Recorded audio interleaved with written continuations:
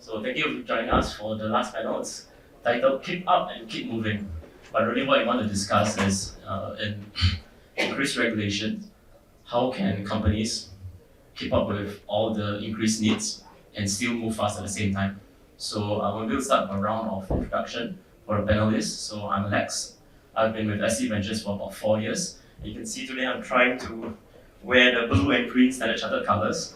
So I spend most of my time with the investment team within SC Ventures, and for full disclosure, I led the investment into Chekk, and that's why I'm here. And pass the mic maybe to Pascal to give an introduction. Yep. Hi everybody, my name is Pascal Nizri. Nice to meet you all. For a personal experience perspective, my background is 20 years as a managing director at HSBC, working in various countries of the world and different kind of functions. And seeing this time spent in the bank and the big problem with onboarding, I created Chekk to hopefully solve it in a better way. So Chekk is a digital identity leader. We provide secure end-to-end know your customer solutions to remove pain and cost from interaction between companies like banks and their individual and business customers.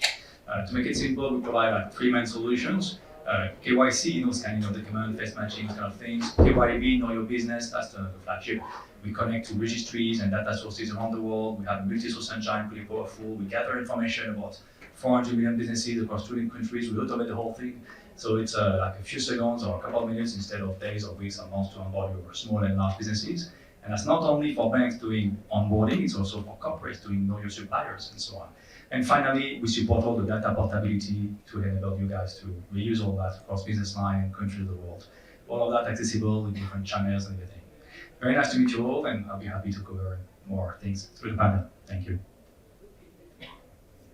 Hi everyone, I'm Shannon from MDI Ventures. So it's a Centauri here, it's one of our many funds. So I've been in VC/CVC for about 10 years. We are a 1 billion AUM fund. We are full life cycle investors, so we run from accelerators, incubators. We have seed stage fund, we have growth stage fund, which is Centauri, as well as Series C to pre-IPO fund. We also have helped to run a couple of sector funds for state-owned enterprises in Indonesia. We are Indonesia HQ, so we are in the midst of launching an energy fund. We have a telco fund right now, and a couple of other funds. So yeah, that's me. Hello everyone. Firstly, thank you for attending. My name is Lokesh. I'm the CEO for letsbloom. We talk about compliance and we're going to talk about a number of these topics. But maybe if we take a step back and really think about what do the fintechs want, what do the startups want, and what do the large enterprises want. So when you think about startups, frankly, what they want, and we are a startup, is a client, a use case, the ability to solve that fast, the ability to deploy that in production, and start generating ARR. Right? That's precisely what a startup wants. Yeah? If you think about what an enterprise wants, they want to co-create with their clients.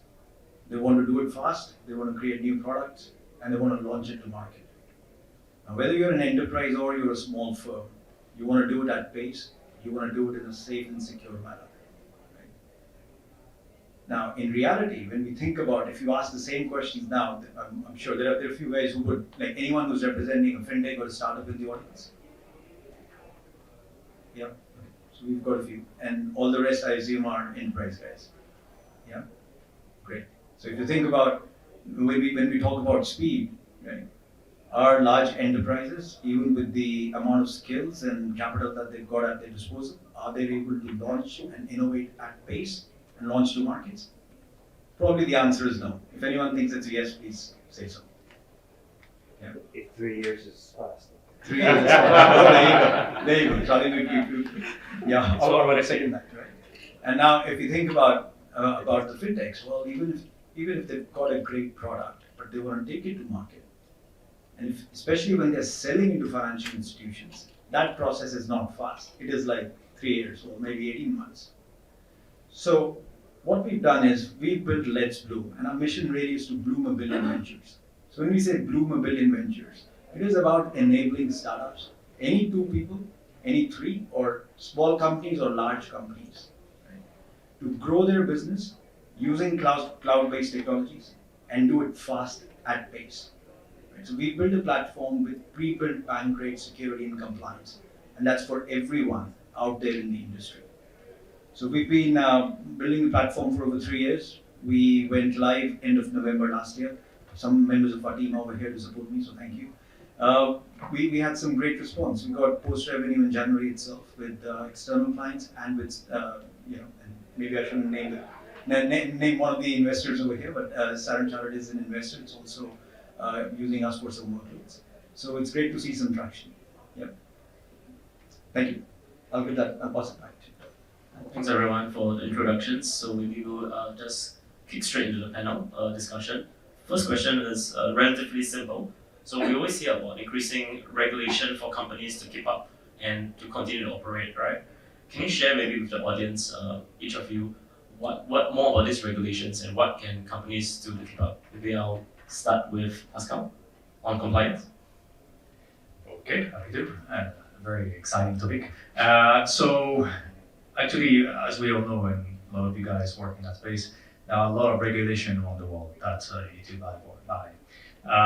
To prevent money laundering, sanction evasion, tax evasion, fraud, terrorist financing, all of that stuff that we want to prevent. Regulators are asking banks, but also non-banks, to know their client. That's why KYC exists.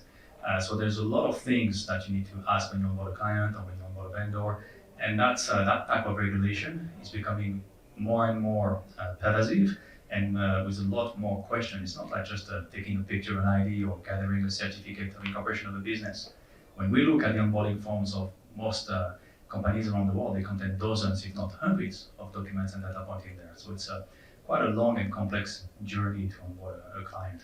Then let's not forget that you need to know more, but at the same time, different regulators asking you to be careful with what you know. And this is why you see a lot of data privacy rules everywhere. GDPR, CCPA, PDPA, etc. There's like plenty of them. So very often you find yourself in a bit of a schizophrenic situation where you need to know a lot, but be careful with what you know, how you manage it. And it creates a lot of silos in big banks, but also in corporates, where it leads often to your client having kind of multiple personalities with you guys. You know, like me as a retail customer of the bank, but also as a director of business, it's like different people. And then I have my business relationship, which is also something different. And if I have accounts with you guys in Hong Kong or Singapore and France, again, it's all different. So all those regulations around the world are asking you to know a lot, be careful with the data, and then it creates a lot of challenges for you to do that properly while still maintaining, preserving the customer experience. And that's a big challenge, and that's a big challenge. And that's why we exist. That's why we created Chekk, to reconcile those different kind of opposite forces at play. And everybody needs that. It's the banks, it's the corporates, it might be a big retailer when they're on board their know your suppliers kind of process, or the procurement process. It might be a small fintech. Everybody needs it. That's why when I look at our client base, it includes large financial institutions like Standard Chartered Bank, obviously, but also Bain Capital or Ripple and others like this. But like a lot of small and large institutions and fintech and so on from around the world. Everybody needs that because those regulations are everywhere in the world for everybody. So it's, I think it's important to remember that it's all trying to achieve the right thing here. I think we all want to prevent all the stuff I mentioned at the beginning. It's about how we can do it in a better way so that it's a balance in terms of achieving those objectives while still not impacting the customer base. And that's what the current challenge is when you see all the regulation being deployed around the world. Thanks, Pascal. Lokesh, you want to talk about cloud governance? Sure.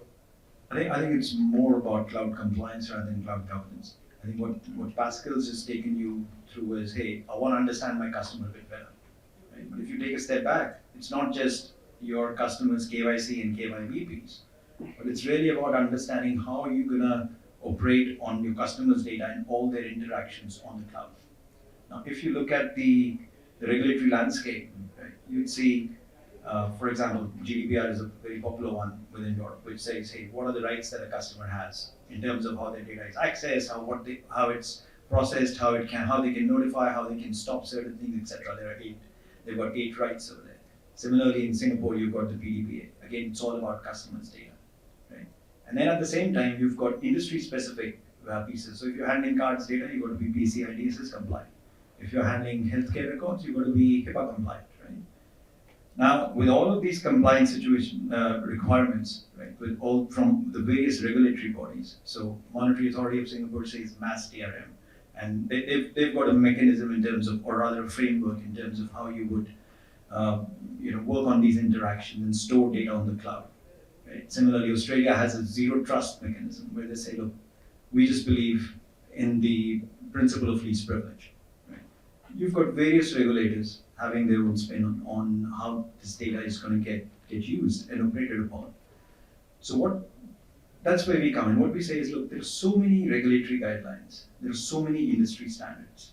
We don't expect every fintech to have the number of people and the right skills to really interpret these requirements and provide continuous compliance, continuous security assurance on their workloads on the cloud. Right? So we've built a platform which is multi-cloud, where we've looked at all the regulatory guidelines, we've distilled them into common control objectives, which have then been codified as technical controls, which are always active on the platform. So therefore, when someone gets their workload onto the cloud, they get instant observability on the security and compliance posture. Right?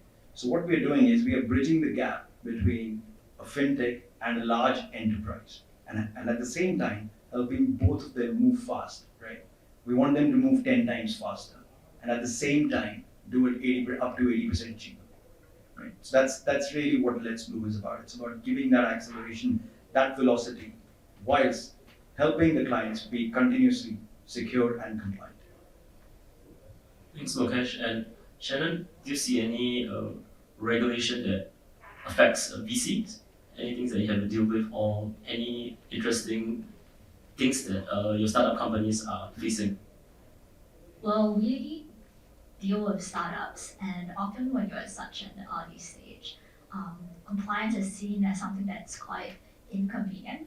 But we like to tell our portfolio companies that to underscore that the importance of having a compliance and risk management department, a dedicated team for all of this. Obviously, like some industries are regulated a lot more than others. Like here, most people in finance, fintech, that has a lot more regulations in place. But it doesn't mean that it's not important when you're in another space. So actually, like one of our first portfolio companies to have an issue was a female fast fashion company because it had customer data stolen. So a data breach like that can happen to pretty much any industry. So we always tell portfolio companies that compliance should be something that is at the core of their business rather than an afterthought. And great that you mentioned data breach, right? Which sort of segues to the next question. What do you think are the biggest issues that companies can face with dealing with these regulations? What are the biggest risks that face them if they do not comply? What's the worst you've seen? Maybe back to you, Shannon, first, before we pass the mic. Get fined? Yeah, I mean, like very often they get fined. But a lot of times the problems happen because of like simple mistakes, like human errors.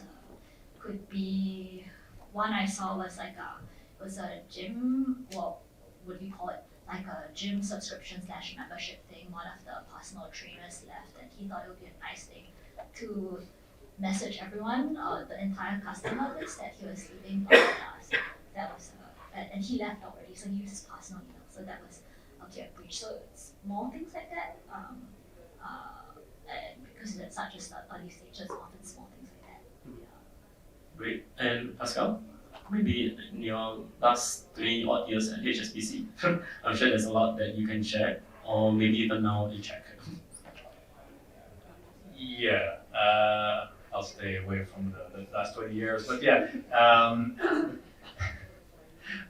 Yeah, for sure, the one of the first thing that we think of is the fines, and it happened like to a lot of banks, I think most of them, and a lot of fintechs. So it's like in the millions and the billions of dollars. If you look at the last 5-10 years, just do a Google search, you'll see it's like really a lot of money. It almost becomes like a new tax collection system. But clearly, that's the first thing that is very visible. Then of course, the big risk is you go out of business.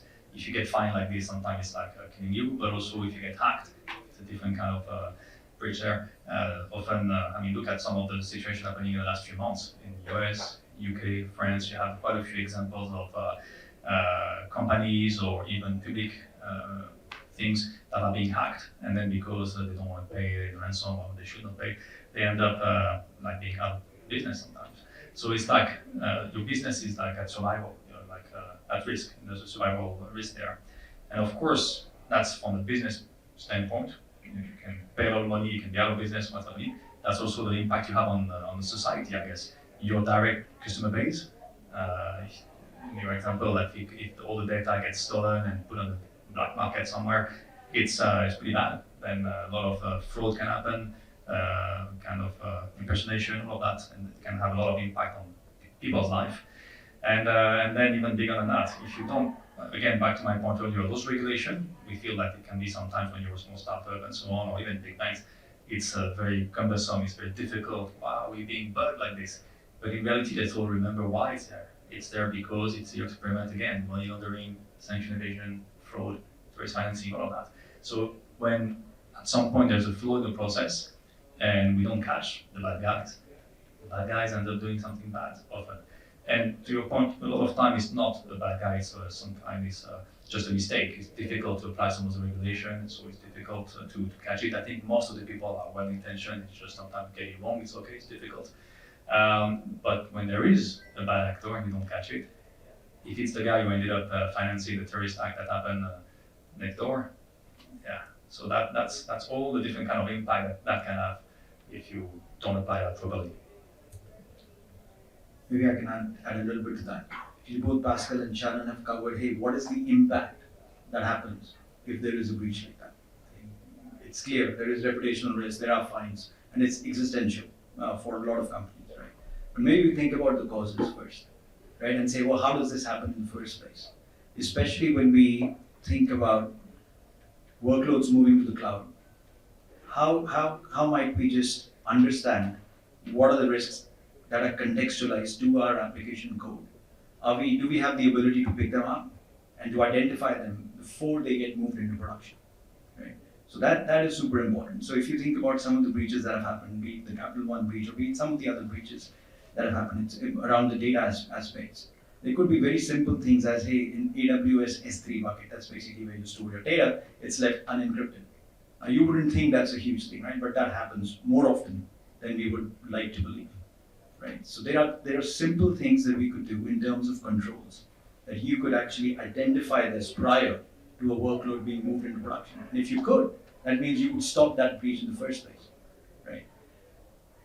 This is where now why is that happening from, if you now take the lens of startups and fintechs again, it comes down to the level of skills that we have and the amount of focus that is required on these issues. It is not easy to build enterprise grade systems. Right? If you think about banks, they've got hundreds of people, right? And hundreds of millions of dollars in terms of budgets. And they're trying to create this trusted infrastructure.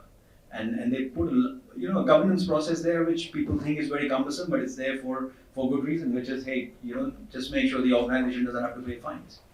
Yeah. So now if you think about, hey, what is the capability that a fintech needs and also an enterprise needs, right? So that you can actually identify all of these issues and then remediate them prior to the workloads getting onto production. That is a capability that is very useful. Right? That's core to what the Let's Bloom proposition is. So when we say continuous security, continuous compliance assurance, we give actionable insights based on your code. On line 27 to line 35, you've got AWS S3 buckets that are unencrypted, right? So please go and fix that. We monitor at a process level what the ingress egress should be. These are what can talk, what processes can talk to what. So it gets a little bit technical. But these capabilities are super important if we have to make sure that all interactions with the client and the client's data are going to be secure, regardless of any regulation in the world. Right? So this is the lowest common denominator that needs to be fully functional. Thanks everyone for sharing. So I guess compliance is definitely important.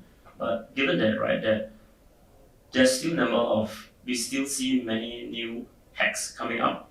We still see a lot of compliance breaches coming up in the world. So what's the problem? Is there not enough regulation? What are your thoughts on this?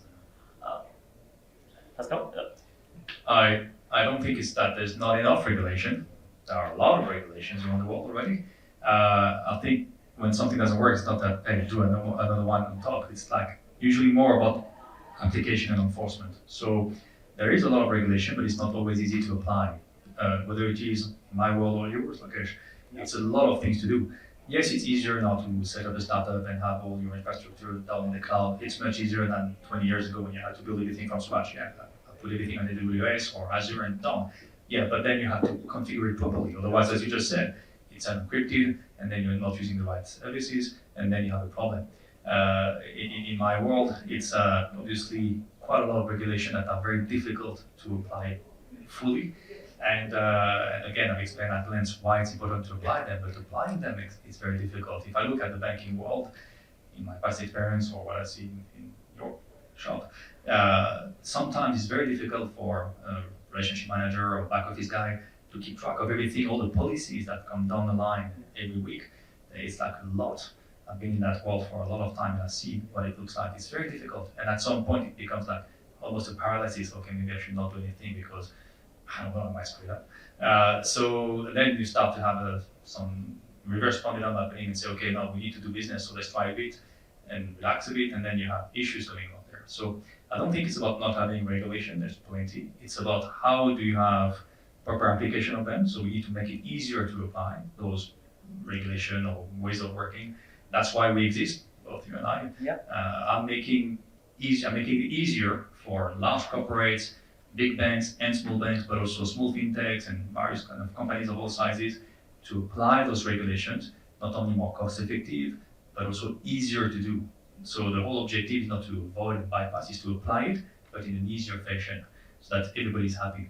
We prevent all the bad stuff while still doing it in a way that is preserving customer experience and making it easy for the startup or the big bank to apply it. Same for you. So it's let's not build new regulation, let's just apply the one we have in a better way. I think that's all about that. I guess we just don't have to be very sophisticated or targeted. And I agree, it's not about adding more regulations because a lot of times it's so, yeah, sure, there can be malicious actors, but it's also a big part of it is just people. And if behaviors don't change, you're just still going to have the same mistakes happen over and over again and breaches happen over and over again. So I remember previously I was working at a place where they like to send out all these test phishing emails, and I'm sure you guys get it at Stan Chart also. And it's just this is as old as time. How can people still be falling for this? And then they published the results, and I can't remember the number, but the number of people who clicked on that phishing email was shockingly high. But it's not just clicking it once. They also publish results for people who fell for it over and over again, and the repeat rate is actually super high also. So just as an organization gets bigger and you have more and more different functions and people from all kinds of backgrounds, there's going to be more and more points of vulnerability. And it's not just phishing emails, right? Even a cleaning auntie having an access card is a potential breach, and we can get fined if we leave the doors unlocked. So small things like this, it doesn't have to be very sophisticated. It can be something very simple that leads to huge losses. Absolutely. Maybe I'll just build on what both Pascal and Shannon have said. If we think about what is the biggest challenge, right, it is really understanding or interpreting what the regulator is saying and what that means in context of the code that we've got. And really it all comes down to the code, because anything that you're doing, any product that you want to launch today, right, it's all code. Right? So you've got to understand what it means in context of that. And now if you think about the various people who are in that journey, right, do you expect a developer to fully understand that? Probably not. Therefore, you've got a risk and compliance team, right?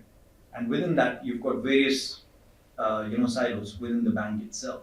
Within silos, within more specialists within large organizations, which don't necessarily exist within the startup world itself, right?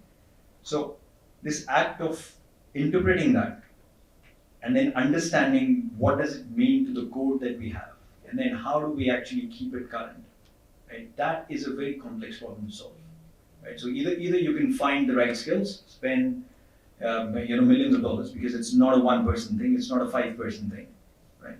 Or you got to rely on some tech. Now, when you look at the cloud providers, they give frameworks, right? Which is basically a capability. Hey, you could use our framework to secure your workloads. Yeah, absolutely, you could. But again, the problem is, how do I understand what those configurations are, and how do I keep it current? Because every service that you use in the cloud, it may require a different configuration, right? So, whilst the base principle is the same, right? You've got to secure your client's interactions. It all comes down to how you're going to manage it on your code, and how you're going to manage it. You need to understand what the regulator expects. So there's a huge gap there itself, which is why it takes months and months, even in established organizations. Thanks everyone for sharing. And Shannon, I get that. I think it was my probably first few months within Standard Chartered. I did click on a phishing email, and to be fair, because it was on mobile and was in a rush, right? I thought, what was this? Looks like something I need to do. I clicked on it, and I got an email a couple weeks later, and I had to do like a test to make sure that I understood all the phishing issues within the bank, right? But yeah, totally understand that. So maybe the next question will be something more relaxed and just more general, right? In the regulatory space, what are any key trends you guys see in this general space? Let's just keep it wide. Shannon, maybe we'll start with you. Okay. I guess like for us, people have been, like in terms of investment, right? Like AI and ML for compliance, because obviously it's such a pain. So if we can find any way to streamline and the process, then that's something that's quite interesting. That would be very investable. And of course, like right now, one of the very hot topics is ESG standards, and it's something that obviously applies to every single industry. Thank you. I think the trend we see is more. So as we said before, it's not necessarily more regulation that we need in the KYC or security and so on, but more dimensions. So ESG is a good example, and a lot of regulation popping up left, right, and center on this right now around the world. But then also applying those regulations, whether it is on KYC, ESG, and others, to additional industries. So it's more and more pervasive. In my world, as an example, it's not only about banks, big banks like HSBC or Standard Chartered. I mean, of course, they do a lot of that, and that's why both of them are investors in my company, and that's why they spend a lot of God knows many hours a day of everybody to try and go through all those processes everywhere. But in reality, it applies to a lot of other industries. The objective of the regulation I talked about earlier to prevent terrorist financing, money laundering, and all, is to make sure that all the flow of money is understood and controlled. And for that, it cannot just be within the bank. It's also when you go and buy a huge apartment somewhere, where is that money coming from? When you buy a car, when you pay for something, it's about seeing and understanding the flow of money through society to make sure that it is and stays clean, so that you don't have all the layering and placement and all of the stuff that we know can happen otherwise. So what I think is happening is more type of dimensions and more pervasive across all industries, and that's why in Australia, for instance, AML, CTF, Trench 2, it's happening to dozens of thousands of companies over and beyond just the pure FIs. So that you go somewhere, you buy something, everything will be checked in some way or form back to this type of regulation. However, of course, then you might think, well, in what crazy world are we going to live if I need to do a KYC every time I go and buy some bread? But in reality, I think over time, back to the technology you were saying earlier, by using more modern technology like what we do, it will automate a lot of that. So all of that, I think there's going to be more and more of those regulations in your everyday life, but over time, you won't realize it, you won't see it. It's just going to be there, it's just going to be doing the right thing, but you won't see it, hopefully. It's going to be transparent. I know it feels like a distant world because if you open a bank account somewhere recently, I'm sure it has been painful, but in reality, it's already happening in many institutions, at least our clients. Yeah, I'll just say that the RegTech space, as boring as it sounds, right? There's a lot of action in that space. Now with the crypto guys coming in, it is amazing the number of questions they're being asked around the compliance piece, which is kind of counterintuitive to the entire proposition itself, because you wanted anonymity, but you don't really have it. So I think RegTech is bound to grow. It's bound to grow faster with with the advent of crypto, with the advent of some of the other capabilities that are coming on board, right? It's getting harder and harder. With more services being released, it's getting harder and harder. So this space is going to see a lot of action. The cloud providers, all the hyperscalers are super focused on it. So yeah, it's a super exciting space to be part of, but it's very boring as a business. Like it's not that much fun to talk about. But yeah, but it's a great business. I don't think RegTech is boring. I've been a big RegTech investor, but yes, I think It's great for investors. it's a growing space, and I guess as we shared in part of the panel, we definitely need it. Actually, I want to add, it's quite interesting that you brought up crypto and you brought up how it has to be seamless, because we were discussing like how in crypto, because like there are more and more regulations, it's getting very difficult to on-ramp and off-ramp, especially with KYC. And we're just thinking that, things like this, we were just discussing like within VC, like if it doesn't get easier, actually there might be a chance that things just stay out of the system and people just don't off-ramp, because there's so much that's been on-ramped already. More regulations might actually have the opposite result. Yep. I mean, just say, right? That's fair. And that maybe good segue to the next question, right? So with all the increased regulation, Shannon, has it changed the way that you invest in startups? For example, during due diligence, do you look at new things, and what can startups do to make the process easier? I mean, like, we were talking about laws, business laws, they've been around for, actually, I don't know how long, but probably like more than 100 years. And there are always going to be updates and changes to regulations. And some industries would have more regulations than others. So when we invest, I guess like you look at the industry as a whole. So when there are changes, it's more like, okay, is this industry something that's still commercially viable, or how difficult it is for them to reach the size where we can exit and have good returns. So I wouldn't say it's on the process itself of evaluating individual companies, but we do try to keep a person updated on certain hot industries as a whole. So it's like really as a whole, not like on a very detailed level. So like of course like fintech is something people have been looking a lot at, and expanding that crypto, but and then something that's more broad of course is ESG, which applies across all the different companies. Great, thanks, Shannon. And maybe the last question we have before we open to the floor would probably be for Pascal and Lokesh. So, given that RegTech is such a tough space, right? There's so many regulations. Why should companies choose to work with small startups like yourselves instead of large established peers? What's your advantage there? Oh, Pascal. I think obviously it brings something that usually is a bit more nimble. I'm going to push a few open doors here and be a bit general, but in reality, and we know it, I've been working a long time in a big organization, of course, and you guys, several in the room here, are in a big organization as well.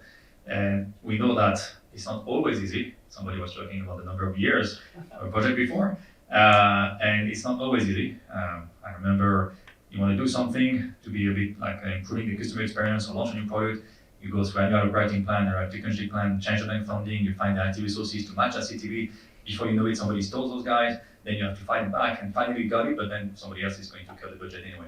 So it's obviously not easy.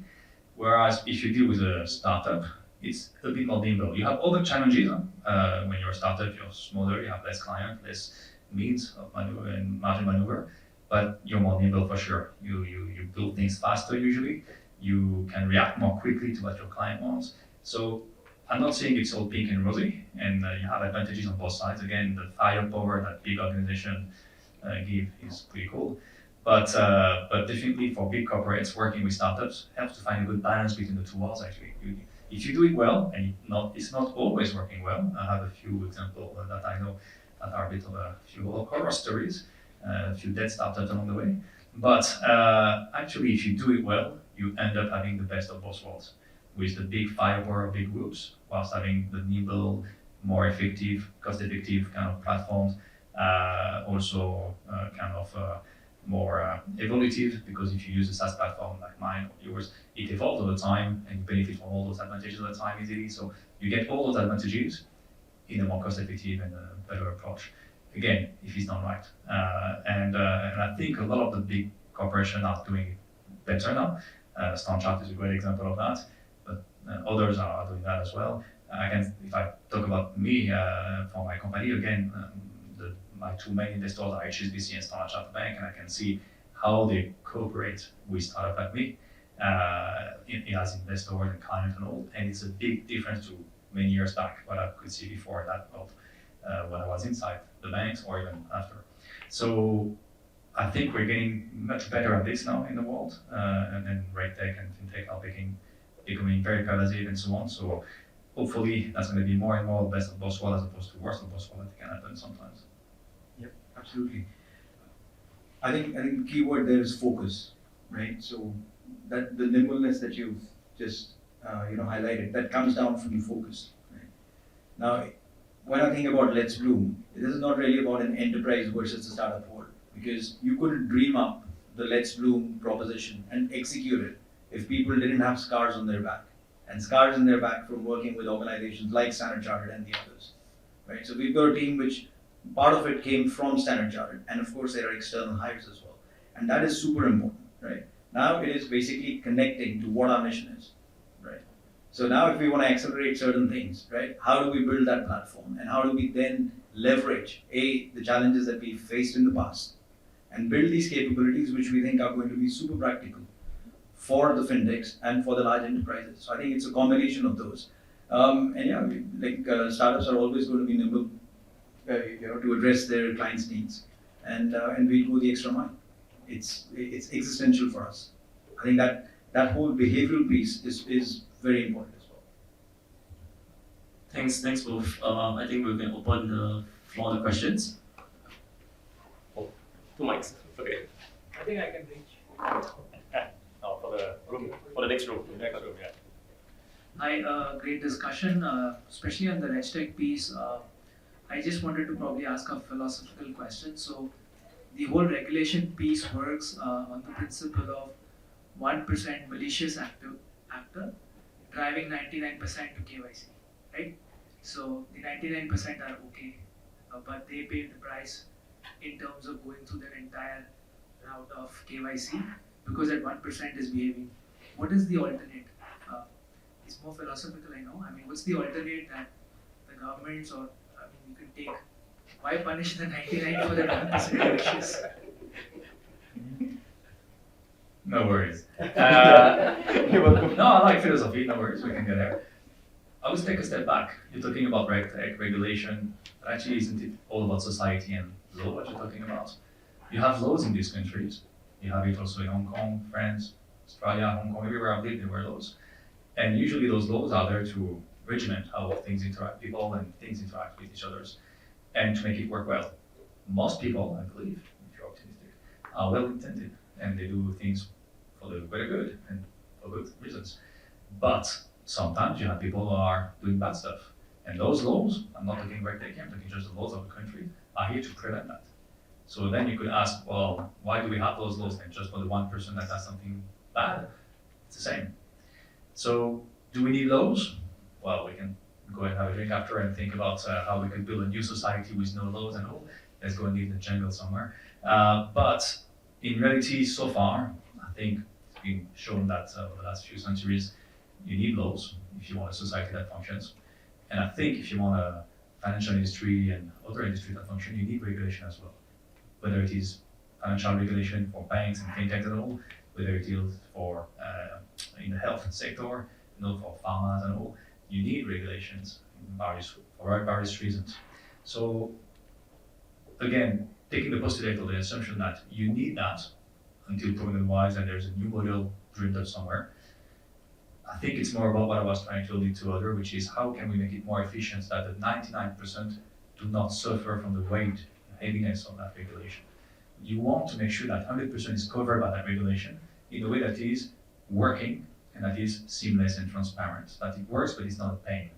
But you do want that regulation because you don't want to be in that 1%, impacted by that 1%, because that 1% might finance a terrorist act next time you were on holiday somewhere in Thailand or Bali, and you don't want that to see happening to you and your family. So it's important. How do you make sure that that money is being controlled, that it's not paying for something, or some weapon, or some transport that will bring the weapon to the next place where you're going to be with your family? So that's important. And so let's find ways to make it more seamless, not necessarily getting rid of it, making it more seamless. And that's what we fight every day for. And that's why we built our companies, to make it possible for all those regulations to be enforced and applied properly, so that we all live in a world where it's a bit better and safer. And I'm not going to just do the typical BS of the West Coast and say, let's make the world a better place. I'm just saying, literally, if you see a lot of bad stuff that happened in the last 20, 30 years, you can pinpoint it. You can go back to the root cause and then you find some ways of financing and bad guys that did this and that, and you could have prevented it in some way or form if you know, things have been applied more properly. So let's find ways to apply things more perfectly and transparently and seamlessly. Yeah, and maybe I can just share a personal story. Every time I travel, there's always a hit on my name. They make me stop over there, and I know for 15 minutes I'm going to be there whilst they make some calls. I'm totally okay with it, right? It's not a problem, because the impact, right, of someone getting through who shouldn't get through is just too severe for the society as a whole. So every time I go over there, I say, yeah, I know there's a hit on the name. Please take your time. Don't worry about it. Yeah, it takes them 5 to 10 minutes, sometimes 15. In the US, it takes 15. Everywhere else, it takes 5 to 10 minutes, and then you're done, right? And then you're still on the same flight you're going. So I'm quite okay with that. Yeah. So I think we need to accept some of these things. A small price to pay. Yeah, I guess you have to see them in place not as a punishment but to protect you. And since we're being philosophical, imagine you're really rich, and I mean, even if you're living in Singapore, you have a lot of valuables at home. You're going to pay for security, protect them. But even if you don't, everybody's house has a door with a lock. Your house has a door with a lock, right?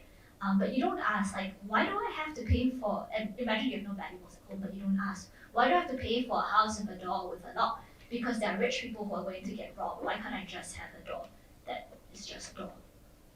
So, it's you can see that as everybody being protected, but it doesn't mean that every single house is going to get robbed. Yeah. Thank you. Do we have any other questions over there? Oh, over there.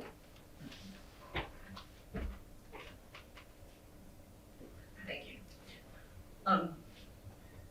Akiko from Google Cloud, currently helping customers to innovate. Awesome. They're big enterprises. Awesome. Thank you. Quick question.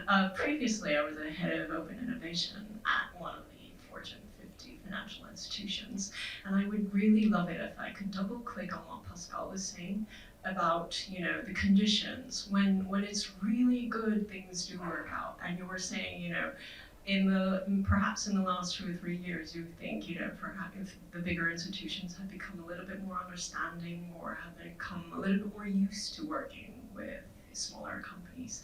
Could I just double click on that and ask for what do you think has really changed favorably? Meaning the collaboration between big and small companies. Yeah. Well, 20 years ago, big corporations like to build everything. They wanted to build, the typical debate, build versus buy. And it's not over. You still have that, usually the 4 or 5 years you have cycles where we should build everything, we should buy everything, and then back and forth. So at least there's a debate now. 20 years ago, it was let's build everything all the time. And if we buy something, we'll integrate it. But it's not we're going to use a service. That was not something that was in the mind of people. At the time, application service providers, what we call SaaS today, that's more prevalent now. So big corporations are more used to use services for various kind of services. It might be for fintech, it might be for Zoom, it might be for various things. So I think first of all, there's a mindset that has shifted, which is we can use services, therefore we need to work with third parties as opposed to just buy into ourselves stuff. Then they also modernize themselves more in terms of their technology and so on. So a lot of them have, you were working in the innovation space before, a lot of them have innovation teams that have been deploying programs and building new solutions or new partnerships to try and have more innovative solutions in the big banks as well. So that also made a big difference in how they approach startup compared to before. Then a lot of them have started to invest in companies as well.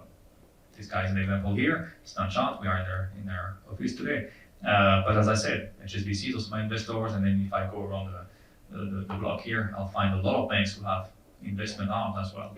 And they start to learn that they need to do that a bit more because they cannot do everything internally. And then it's a balance. Does this mean that, am I trying to say here, oh, you know what, big banks, or they'll do everything outside? No, you don't want to do that. When you're a big bank, you sometimes have certain services that you want to maintain internally. It's something that's a balance. And it's the startups that we described earlier, we're more nimble, but we're also smaller. And you said it yourself, not everybody has the right department of security, department of compliance, department of this or that, which can sometimes make things difficult, but also at the same time make things right often to prevent the bad stuff from happening after. So I think it's a balance. And that balance is not there yet fully, but I can see my experience in the bank and outside of it, I can see it getting closer. And again, SC Venture is a good testament of that when it comes to innovation, investments, internal startups, and so on. Anything you guys want to add? No, I think you covered it well. Great, thanks everyone. And I think that's about wraps up our panel session. Thank you everyone for joining us, and if you could join me in thanking all the panelists that are here today for this session.